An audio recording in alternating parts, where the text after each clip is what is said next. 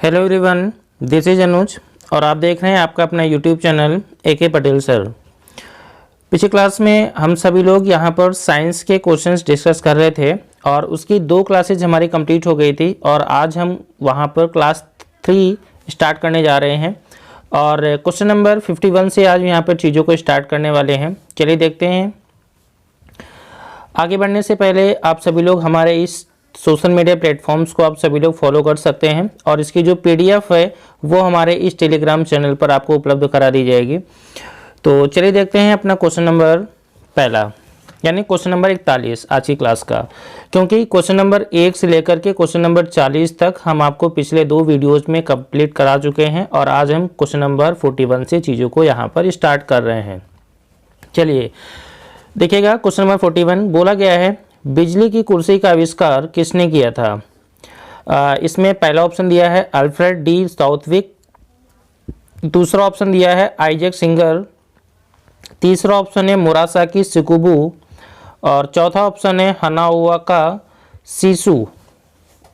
तो आपको यहाँ पर ये बताना है कि बिजली की कुर्सी जो है उसका आविष्कार किसने किया था, आपको बताना है। तो सभी लोग इसका आंसर जल्दी से कमेंट करिएगा, सभी लोग जल्दी से बताइए इसका आंसर। देखिए हम आपको बता देते हैं, इस क्वेश्चन का जो आंसर हो जाएगा ऑप्शन नंबर ए, यानी अल्फ्रेड डी साउथविक। क्या इसका सही आंसर होगा? अल्फ्रेड डी साउथविक इस क्वेश्चन का सही आंसर हो जाएगा। और ये क्वेश्चन आपका जो है, ये क्वेश्चन आपका SSC के एग्जाम में पूछा गया है, ठीक है ना। SSC CHSL के एग्जाम का पूछा गया क्वेश्चन है। तो अल्फ्रेड डी साउथविक इस क्वेश्चन का राइट आंसर हो जाएगा। अगले क्वेश्चन की तरफ बढ़ रहे हैं हम लोग। यहाँ पर बोला गया कि मस्तिष्क ज्वर नामक रोग निम्न में से किसके कारण होता है, ठीक है ना। मस्तिष्क ज्वर एक बीमारी होती है, बहुत खतरनाक एक बुखार टाइप में होता है। ये बोला गया कि इसका जो कारण होता है वो किसके कारण होता है। पहला ऑप्शन है मक्खियाँ, दूसरा ऑप्शन है मच्छर, तीसरा ऑप्शन है वायरस, चौथा ऑप्शन है तिलचट्टा। तो इन 4 ऑप्शन में बताना है आपको इसका सही आंसर कौन सा होगा। अच्छा, आपको यहाँ पर एक चीज़ और बता रहे हैं कि जो भी क्वेश्चंस हम यहाँ पर कराते जा रहे हैं, आप सिर्फ उन क्वेश्चंस को केवल आप 1-2 बार देखते चलिएगा। साइंस में ऐसा कोई भी क्वेश्चन नहीं होगा जो आप ना कर पाएँ। अगर आप कोई भी परीक्षा देने जाते हैं वहाँ पर आपको इस टाइप के क्वेश्चन जरूर से ज़रूर मिल जाएंगे, ठीक है। तो बताइए इसका आंसर। देखो, आंसर देखने के पहले हम आपको कुछ पॉइंट यहाँ पर बता देते हैं। देखो, दिमागी बुखार क्या होता है, मस्तिष्क ज्वर क्या होता है। देखो, मस्तिष्क ज्वर जो है इसको इंसेफेलाइटिस के नाम से भी जानते हैं।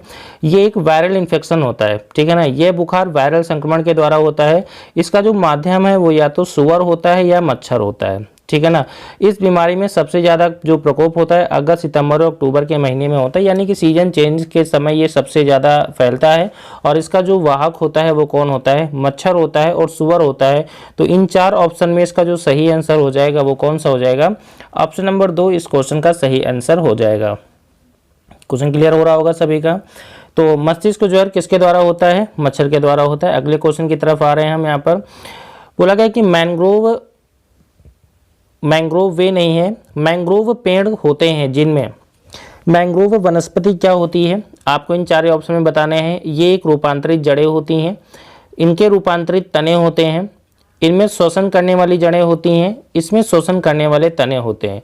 तो सबसे पहले आपको यहाँ पर ये समझना होगा कि आखिर ये मैंग्रोव वनस्पति होती क्या है, यानी कि मैंग्रोव पेड़ होते क्या हैं। देखिए, ये जहाँ पर आपको हम बताते हैं मैंग्रोव वनस्पति क्या होती है, जहाँ पर दलदली क्षेत्र होता है। जैसे अपना पश्चिम बंगाल का सुंदरवन का डेल्टा का ले लें, सबसे अच्छा एग्जाम्पल है इसका मैंग्रोव वनस्पति का। जो सुंदरवन का डेल्टा है तो वहाँ पर क्या होता है कि पेड़ पौधों में सांस लेने के लिए जो जड़ें होती हैं, देखो जैसे मान लें कि ये एक अर्थ है, तना इसके ऊपर होता है, जड़ें इसके नीचे होती हैं, ठीक है ना। लेकिन जो मैंग्रोव वनस्पति है उसमें जड़ें जो है ऊपर की तरफ निकली होती है शोषण करने के लिए, ठीक है ना। यानी कि इसमें जड़ें ऊपर की तरफ निकली होती हैं शोषण करने के लिए।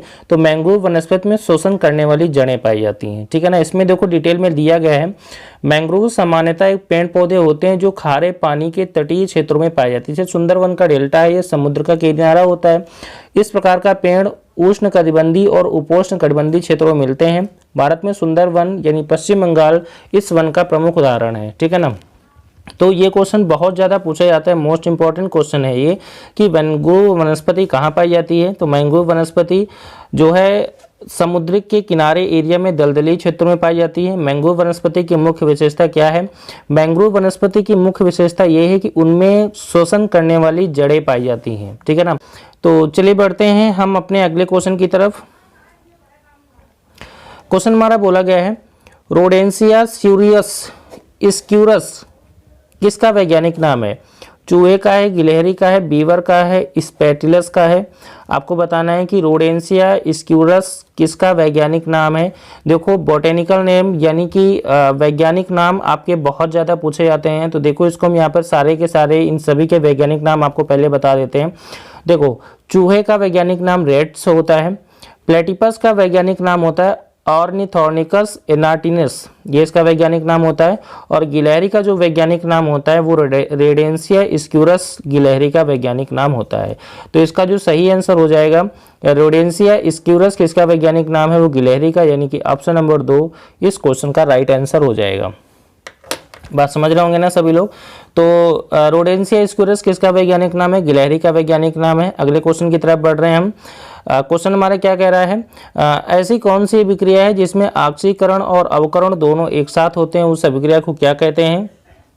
यानी कि इसमें क्वेश्चन में आपको ये बताना है एक ऐसी अभिक्रिया जिसमें ऑक्सीडेशन और रिडक्शन यानी ऑक्सीकरण और अवकरण दोनों एक साथ होते हैं, उसको क्या कहते हैं? पहला ऑप्शन है फेरल अभिक्रिया, दूसरा है आपका रेडॉक्स अभिक्रिया, रेडॉक्स रिएक्शन, चौथा है आपका डेमंग अभिक्रिया यानी डेमंग रिएक्शन, चौथा है कैरोल अभिक्रिया यानी कैरोल रिएक्शन। तो आपको यहाँ पे बताना है कि ऐसी कौन सी अभिक्रिया है जिसमें ऑक्सीडेशन और रिडक्शन साथ में होते हैं। तो इसका आपका जो सही आंसर हो जाएगा वो क्या हो जाएगा? रेडॉक्स रिएक्शन एक ऐसी रिएक्शन है जिसमें ऑक्सीडेशन और रिडक्शन दोनों साथ में होते हैं। बात समझ पा रहे हैं ना? इसका जो सही आंसर हो जाएगा वो रेडॉक्स अभिक्रिया हो जाएगा। ये इस टाइप के जो अभिक्रियाएं होते हैं इंटरमीडिएट अगर आपने ध्यान से पढ़ा है तो वहाँ पर आपको ये चीज़ें पढ़ाई गई होंगी। बोला गया कि नाइट्रोजन की खोज किसने की थी? ठीक है, बोला गया कि नाइट्रोजन की खोज किसने की थी? पहला ऑप्शन है फेराडे ने, दूसरा ऑप्शन है हेजनबर्ग ने, तीसरा ऑप्शन है हुक ने, चौथा ऑप्शन है रदरफोर्ड ने। तो नाइट्रोजन की खोज किसने की थी? सभी लोग इसका आंसर बताइएगा। देखिए इसका जो सही आंसर है नाइट्रोजन की खोजकर्ता जो है वो कौन है? रदरफोर्ड हैं, जिन्होंने नाइट्रोजन की खोज की थी। बात क्लियर हो रही है यहाँ पर। तो नाइट्रोजन की खोज करने वाले व्यक्ति का नाम क्या है? रदरफोर्ड है, याद कर लीजिएगा, सभी लोग पूछे जाते हैं। जो भी गैसें होती हैं जैसे क्लोरीन है, हाइड्रोजन है, ये जो है इन सभी के जो खोज करते हैं इनके बारे में कई बार पूछा जाता है, तो थोड़ा सा आप चीज़ों को ध्यान दीजिएगा। बोला गया कि हेमेटाइट किसका अयस्क है? हेमेटाइट एक अयस्क है। इन चार में से किसका अयस्क है आपको बताएं। जैसे जिंक है पहला ऑप्शन, दूसरा ऑप्शन है आयरन, तीसरा ऑप्शन है लेड और चौथा ऑप्शन है मैग्नीज। तो आपको बताना है हेमेटाइट इनमें से किसका अयस्क है। तो देखिए अयस्क वाले क्वेश्चन थोड़ा सा इंपॉर्टेंट होते हैं आपकी परीक्षाओं के लिए। तो देखो यहाँ पर जो भी चार ऑप्शन दिए गए ना, हम इन चारों में से बता दे रहे हैं कि हर एक मेटल का अयस्क कौन कौन होता है। देखिए सबसे पहले आयरन का अयस्क अगर हम देख लें तो आयरन के अयस्क हमारे कौन से होते हैं? हेमेटाइट होता है, magnetite, limonite, siderite, iron pyrite और कैल्कोपायराइट। ये किसका अयस्क होते हैं? ये आयरन का अयस्क होते हैं। एक बार फिर से रिपीट कर रहे हैं, आयरन का अयस्क कौन है? Haematite, magnetite, limonite, siderite, iron pyrite और कैल्कोपायराइट। ये अयस्क किसके हैं? आयरन के अयस्क हैं। अगर हम जिंक के अयस्क की बात करें तो जिंक के अयस्क है जिंक ब्लेंड, कैलेमाइन और जिंकाइट। फिर से रिपीट करें, जिंक ब्लेड, कैलेमाइन और जिंकाइट ये किसके अयस्क हैं? आपके जिंक के अयस्क हैं। लेड का अयस्क कौन है? गैलेना एक अयस्क है किसका? लेड का अयस्क है। मैग्नीज का अयस्क कौन सा है? पायरोलूसाइट और सिलोमिलिन। ये दो अयस्क हैं किसके? मैग्नीज के अयस्क हैं, ठीक है ना। तो थोड़ा सा इंपॉर्टेंट है, आप याद रखिएगा। लेड का जो अयस्क है गैलेना, बहुत ज़्यादा कई बार पूछा गया है कि गैलेना किसका अयस्क है, वो लेड का अयस्क हो जाता है। तो आयरन का जो अयस्क पूछा गया, हेमेटाइट पूछा गया किसका अयस्क है। तो इस क्वेश्चन में हेमेटाइट जो अयस्क हो जाएगा वो किसका हो जाएगा? आयरन का, यानी कि इसका जो ऑप्शन नंबर 2 इस क्वेश्चन का राइट आंसर हो जाएगा। क्लियर हो गया होगा सभी का। तो आगे बढ़ते हैं, अगला क्वेश्चन। बोला गया कि विकिरण के सभी प्रकारों यानी अल्फा, बीटा, गामा 3 टाइप की रेज होती हैं। इनका पता लगाने और उनकी माप के लिए प्रयोग किए जाने वाला उपकरण कौन सा है? ठीक है ना। तो बताना है कि इनको जो किस में मापा जाता है और इनके में प्रयोग किया जाने वाला उपकरण कौन सा है। इसमें 4 ऑप्शन दिए गए थे। पहला है जिंजर काउंटर, दूसरा है पोलरीमीटर, तीसरा है कैलोरीमीटर, चौथा है रेडियोमीटर। तो आपको यहाँ पे ये बताना है कि विकिरण जो खोजा जाता है, यानी विकिरण का जो पता लगाया जाता है वो किसके द्वारा पता लगाया जाता है। तो सभी लोग इसका आंसर सभी लोग कमेंट करिएगा। थोड़ा सा इंपॉर्टेंट पॉइंट है यहाँ पर। देखो आंसर बताने के पहले थोड़ा सा हम इसके बारे में थोड़ा सा पढ़ लेते हैं विकिरण के बारे में। देखो विकिरण क्या है, देखिए यहाँ पर गाइगर मूलर काउंटर जो जीजर काउंटर है ना, जीजर काउंटर, इसी को गाइगर मूलर काउंटर भी कहते हैं। जीजर काउंटर एक ऐसे यंत्र है जो आयनकारी विकिरण जैसे अल्फा, बीटा, गामा आदि को पता लगाने के लिए उपयोग किया जाता है, ठीक है ना। तो रेडियो सक्रियता के दौरान निकलने वाली किरणों की पहचान सर्वप्रथम किसने किया था, रदरफोर्ड ने किया था। परंतु रेडियो एक्टिविटी की खोज सर्वप्रथम किसने की थी, हेनरी बेकुरल। और किसने की थी, पियरे क्यूरी और मैडम क्यूरी, तीनों ने की थी, ठीक है ना। तो रेडियो सक्रियता के पता लगाने की रेडियो सक्रियता की खोज सर्वप्रथम हेनरी बेकुरल ने की थी, पियरे क्यूरी और मैडम क्यूरी ने इसकी यहाँ पर खोज की थी, ठीक है। तो इसका जो सही आंसर हो जाएगा वो हो जाएगा यहाँ पर जीजर काउंटर। अगला क्वेश्चन देखिए, क्वेश्चन नंबर 49। अब ब्रह्मांड के अध्ययन को किस नाम से जाना जाता है। पहला ऑप्शन है यहाँ पर कॉस्मोलॉजी, दूसरा ऑप्शन है एस्ट्रोलॉजी, तीसरा ऑप्शन है सीस्मोलॉजी, चौथा ऑप्शन है लाइनोलॉजी। तो ब्रह्मांड का अध्ययन जैसे आप सभी को नाम से ही पता होगा, कॉस्मिक यानी ब्रह्मांड से रिलेटेड है, लेकिन यहाँ पर इन जो भी साइंस है यहाँ पे इनके बारे में थोड़ा सा देख लेते हैं हम। देखो ब्रह्मांड के अध्ययन को हम कॉस्मोलॉजी कहते हैं और ग्रह नक्षत्र के अध्ययन को हम एस्ट्रोलॉजी कहते हैं, ठीक है। भूकंप के अध्ययन को हम क्या कहते हैं, सीस्मोलॉजी कहते हैं। और जल विज्ञान के अध्ययन को हम क्या कहते हैं, लिग्नोलॉजी कहते हैं। फिर से एक बार रिपीट कर रहे हैं, ब्रह्मांड के अध्ययन को हम कॉस्मोलॉजी कहते हैं, ग्रह नक्षत्र के अध्ययन को हम एस्ट्रोलॉजी कहते हैं, भूकंप के अध्ययन को हम क्या कहते हैं, सीस्मोलॉजी कहते हैं, और जल विज्ञान के अध्ययन को क्या कहते हैं, लिग्नोलॉजी कहते हैं। तो आपको बोला गया है कि ब्रह्मांड के अध्ययन को हम क्या कहते हैं, तो इसमें कॉस्मोलॉजी हो जाएगा और ये ऑप्शन नंबर ए इस क्वेश्चन का यहाँ पर राइट आंसर हो जाएगा। बात क्लियर हो गई सभी की। क्वेश्चन नंबर 50 देखते हैं। यहाँ पर बोला गया कि पीवीसी का पूरा नाम क्या है। बहुत इंपॉर्टेंट पॉइंट है, कई बार ये पूछा गया है। तो पीवीसी का पूरा नाम आपको हम बता देते हैं, इसका पूरा नाम है पॉलीविनाइल क्लोराइड। क्या पूरा उसका नाम है, पॉलीविनाइल क्लोराइड। इस क्वेश्चन का सही आंसर हो जाएगा पीवीसी का, ठीक है। तो चलिए बढ़ते हैं क्वेश्चन नंबर 51 की तरफ। बोला गया है कि अजादरिका इंडिका किसका वैज्ञानिक नाम है। फिर से रिपीट करें यहाँ पे, अजादरिका इंडिका किसका वैज्ञानिक नाम है। पहला ऑप्शन है नीम, दूसरा है सौगौन, तीसरा सिल्वर ओक और चौथा है तुलसी।